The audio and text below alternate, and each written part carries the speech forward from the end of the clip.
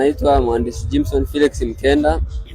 Niko katika banda la halmashauri ya manispaa ya Kinondoni hapa Morogoro.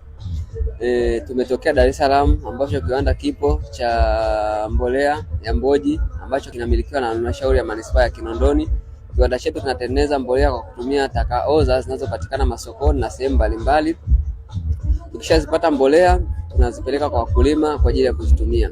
Mbolea yetu kama unavyoziona zina utofauti na mbolea nyingine hizi za kemikali, kwa maana mbolea yetu inatunza mazingira na pia inarutubisha mmea, tofauti na hizi mbolea nyingine ambazo zitaharibu mazingira. Japokuwa zitarutubisha mmea, lakini bado zinaacha mazingira yetu yakiwa katika hali mbaya.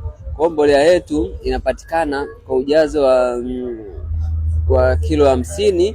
Pia tuna kilo 25, kilo 10 na kilo 5, japokuwa kwa leo tuko na kilo 50, ambao kilo 50 tunauza 20,000, lakini unaponunua kwa tani tunapunguza bei. Na bei ya 8 tani moja inauzwa 2,500, ambao ungenunua kwa kawaida ingekuwa ni 400,000.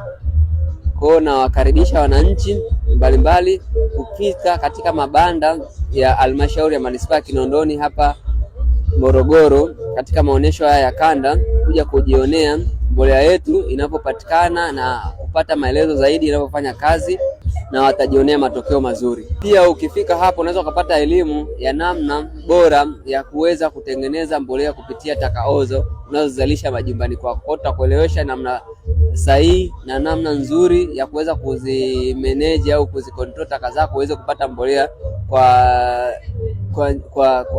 kwa nafasi ndogo. Lakini ukiwa Dar es Salaam unaweza kufika Magwepande kujionea kiwanda chetu tunachofanya production kwa ukubwa katika large scale. Lakini elimu pia inapatikana kuja kujifunza namna gani ya kuweza kuzibadilisha taka kuwa mbolea. Na tunamalizia kwa kusema taka ni fursa. Karibu katika banda la manispaa ya Kinondoni 88 Morogoro. Asante.